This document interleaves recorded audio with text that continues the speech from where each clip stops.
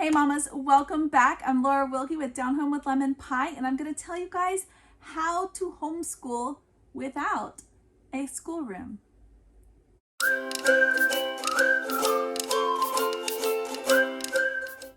All right guys, welcome back. I'm Laura Wilkie with Down Home with Lemon Pie, and I am excited that you guys are joining me. It is Homeschool Fellowship Friday, and this is the day I get to share with you guys all kinds of things related to homeschooling. So if that sounds like something that's exciting to you or relevant to you, subscribe to the channel and definitely go check out the playlist linked below that is called Homeschool Fellowship Friday. Okay guys, so we're going to talk about how to homeschool without a schoolroom. I have done both. We have 7 kids. 6 of them are school age, from twins in kindergarten all the way up to a 7th grader this year. And we have done both.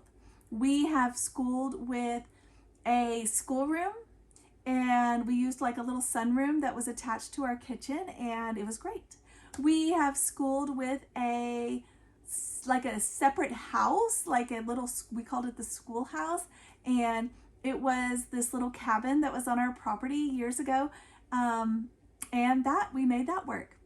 But right now we're schooling without a schoolroom at all, and I'm going to tell you guys, it's actually my preferred way to do it, because when we had the little schoolhouse, when we had a little schoolroom, most of the time those spaces were only used for storage.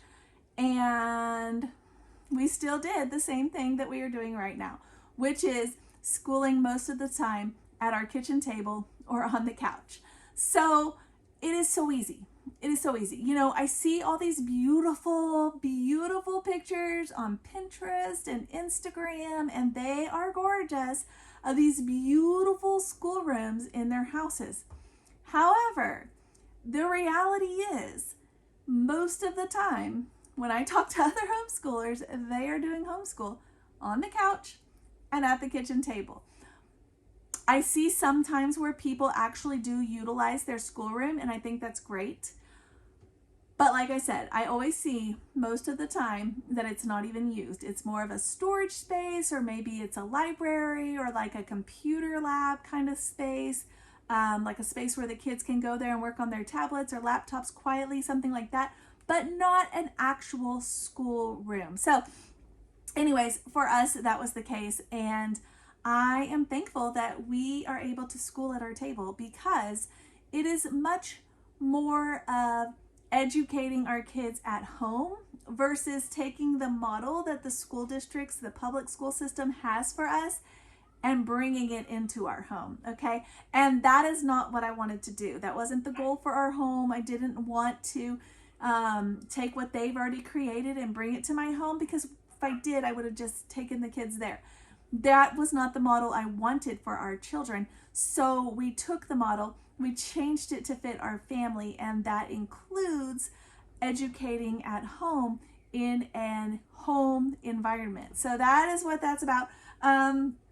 Yeah, like I said, we use the kitchen table and the couch probably 99% of the time. Sometimes, well, I take that back. We do go outside as well. So I guess that as well. But yeah, most of the things are just done here, at our regular home space, and it's so much nicer. So how do we do that? We have to get creative with storage in these spaces. So in our kitchen, in our dining room, in our living room, whichever space you have, you need to get creative. So one of the things we've done in the past is had a little basket of the things that we're going to cover. For example, the subjects we're doing as a family, like a book basket. Maybe it is our morning time basket, all the things we're going to cover there.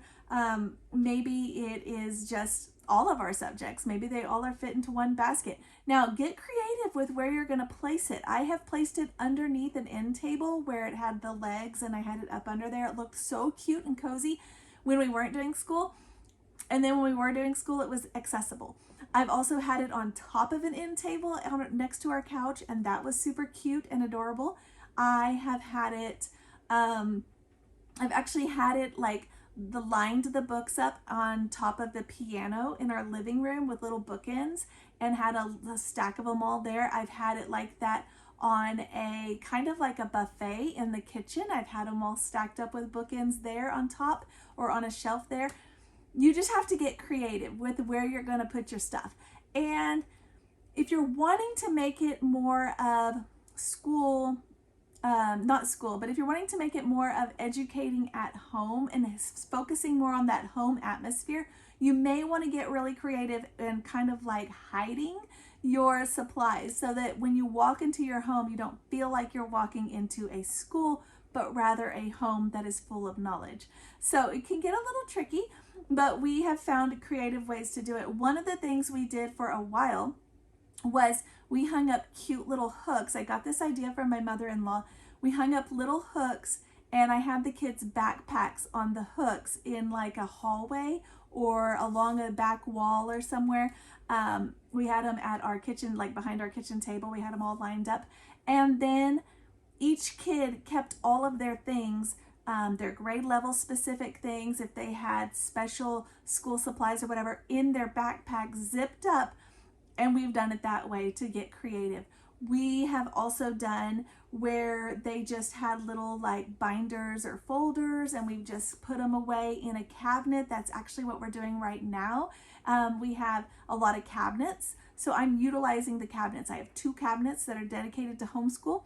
One is for my little ones, like my Form 1 kiddos, like 3rd grade and down, and all of the things that go along with that, all the little creative things. And then the other one is more of our family subjects and my bigger kids. Super easy to do it that way. You also probably need to get creative with some supply storage.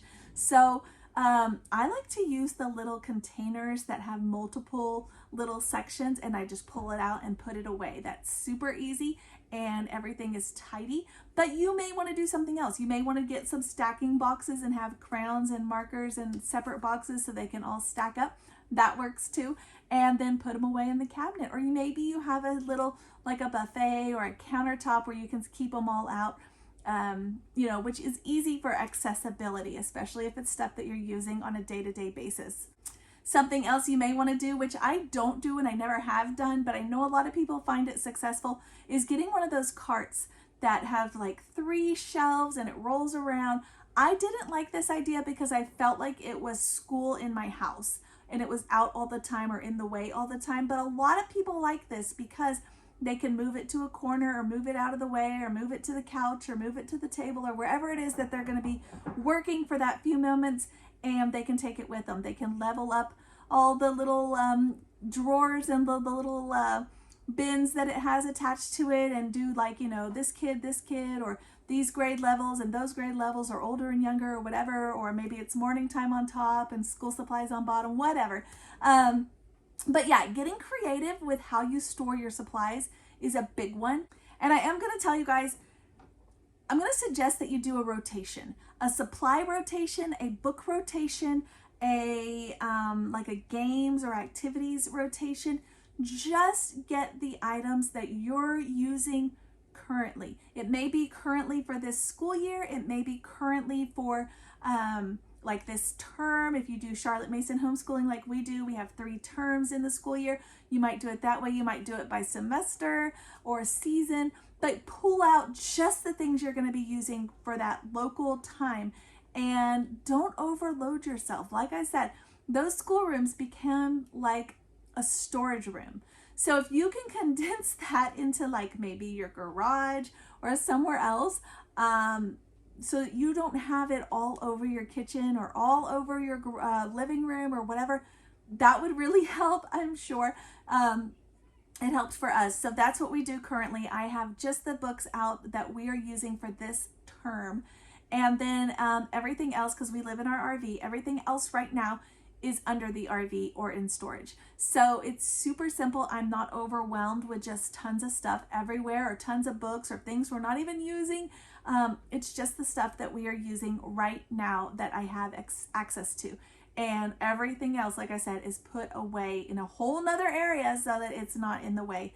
Okay, this is like the biggest tip for homeschooling without a schoolroom. If you are using your kitchen table, you're going to run into this problem where lunchtime rolls around and you've got nowhere to eat because you have a table full of school supplies and activities. Okay, we've done it a couple different ways.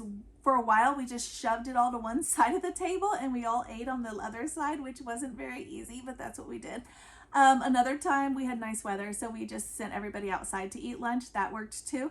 And presently what we do now is our school goes until 12. We're done at 12. The school hours are done. School's closed at 12, and so we put everything away at 12, and then we move on with our day as far as household things, meals, those kinds of things. So we have everything put away by 12.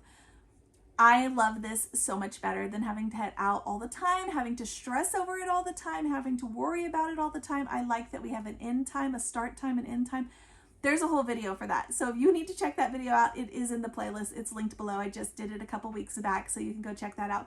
But that's what we do, is we just have an end time and everything gets put away. And that's when it is. So it works for us in our home. So basically, yeah, that's how you school without a schoolroom. You do not need a schoolroom, mamas. You can use your own house, what you've got. Whether it's an apartment or whether it's a little small house or a big house, whatever, you do not need a room dedicated to just your homeschool stuff. I promise you, we do it, and we're in an RV. So if we can do it, I know you guys can too. All right, guys, thanks for watching. This is Homeschool Fellowship Friday. So leave me a tip below. Let me know in the comments how you guys homeschool. Do you have a schoolroom? I think that's great if you do and you use it. Do you have one but you don't use it? It's just storage. Or do you not even have one and you prefer that? So let me know in the comments, guys, and I will catch you guys later.